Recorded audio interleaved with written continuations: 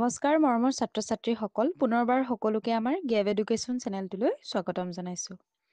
আজি আমি আলোচনা কৰিম পঞ্চম শ্ৰেণীৰ পৰিৱেশ পাঠ্যপুথিৰ 16 নম্বৰ অধ্যায় আমাৰ চুবুৰীয়া ৰাজ্যসমূহ এই পাঠ্যৰ সম্পূৰ্ণ প্ৰশ্ন উত্তৰসমূহ। গতিকে তোমালোকে ভিডিঅ'টো সম্পূৰ্ণকৈ শেষলৈকে চাই যাবা। এতিয়া চাওঁ আহা আমি প্ৰশ্ন উত্তৰসমূহ। প্ৰথমে আছে 1 নম্বৰ প্ৰশ্নটোত উত্তৰ লিখা। ক নম্বৰটো হৈছে উত্তৰ পূব ভাৰতৰ ৰাজ্যসমূহৰ নাম লিখা। উত্তৰ পূব ভাৰতৰ থকা ৰাজ্যসমূহৰ আমি নাম লিখিব লাগে।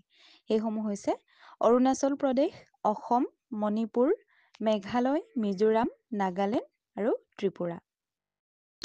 খ নম্বৰটো হৈছে উত্তৰ পূব ভাৰতৰ কেইটামান জনগোষ্ঠীৰ নাম লিখা।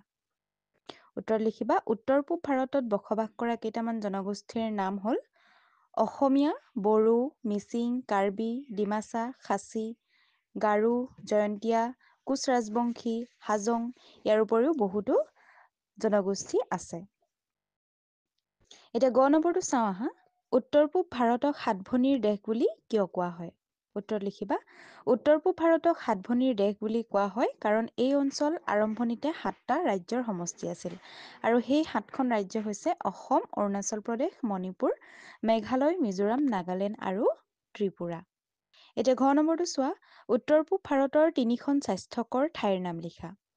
উত্তৰ পূব ভাৰতত থকা 3খন স্বাস্থ্যকৰ ঠাইৰ নাম হৈছে অৰুণাচলৰ টাৱাং, মেঘালয়ৰ শ্বিলং আৰু অসমৰ হাফলং। 2 নম্বৰ প্ৰশ্নটো চাওঁ আহা ক অংশৰ লগত খ অংশ মিলাই লিখা। আমি মিলাই লিখিব লাগে। প্ৰথমতে আছে অৰুণাচল প্ৰদেশ।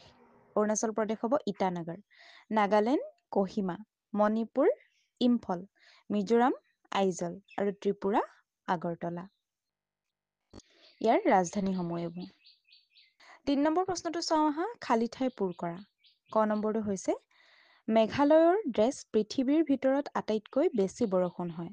ইয়াত হ'ব মৌচিনৰামত। মেঘালয়ৰ মৌচিনৰামত পৃথিৱীৰ ভিতৰত আটাইতকৈ বেছি বৰষুণ হয়। এতিয়া খ নম্বৰটো চোৱা মণিপুৰ ৰাজ্যৰ ড্ৰেছ প্ৰাকৃতিকভাৱে হোৱা এক বৃহৎ হ্ৰদ। ইয়াত হ'ব লকটক হ্ৰদ। এই হ্ৰদটো প্ৰাকৃতিকভাৱে হৈছিলে। আৰু গ নম্বৰটো চোৱা শ্বিলং এখন ড্ৰেছ ঠাই। ইয়াত হ'ব স্বাস্থ্যকৰ ঠাই। ঘটো হৈছে চাহ উৎপাদনৰ ক্ষেত্ৰত ভাৰতৰ ভিতৰতেই ড্ৰেছ প্ৰথম। ইয়াত হ'ব অসম প্ৰথম। অংগটো হৈছে ড্ৰেছ খাচীসকলৰ এটা উৎসৱৰ নাম। খাচীসকলৰ এটা উৎসৱৰ নাম হৈছে নংক্ৰেন। এতিয়া 4 নম্বৰ প্ৰশ্নটো চাওঁ আহা। ইয়াত দিছে তলত দিয়া বাক্যকেইটাৰ পৰা অশুদ্ধ বাক্যবোৰ বাছি উলিয়াই শুদ্ধকৈ লিখা। তলত কিছুমান বাক্য দিয়া আছে আৰু তাৰে ভিতৰত কেইটামান ভুল আছে।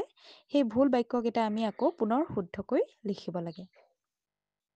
এতিয়া প্ৰথমটো চোৱা বৰ্তমান অৰুণাচল প্ৰদেশ আগতে নগাপাহাৰ নামেৰে অসমৰ অংগ আছিল। এইটো একেবাৰে ভুল হয়। গতিকে শুদ্ধ উত্তৰটো লিখিবা বৰ্তমান অৰুণাচল প্ৰদেশ আগতে নেফা নামেৰে অসমৰ অংগ আছিল।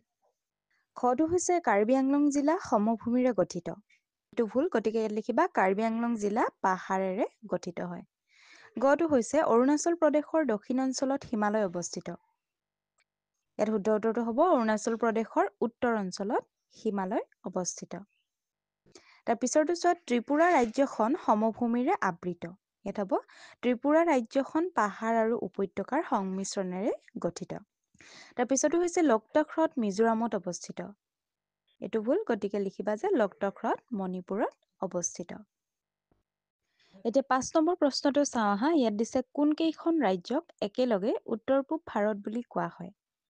আমি আগৰ প্ৰশ্নকেইটাতো পাই আহিছো যে 7খন ৰাজ্যক একেলগে উত্তৰ পূব ভাৰত বুলি কোৱা হয় আৰু সেই 7খন ৰাজ্য হৈছে অসম, অৰুণাচল প্ৰদেশ, মণিপুৰ, মেঘালয়, মিজোৰাম, নাগালেণ্ড আৰু ত্ৰিপুৰা।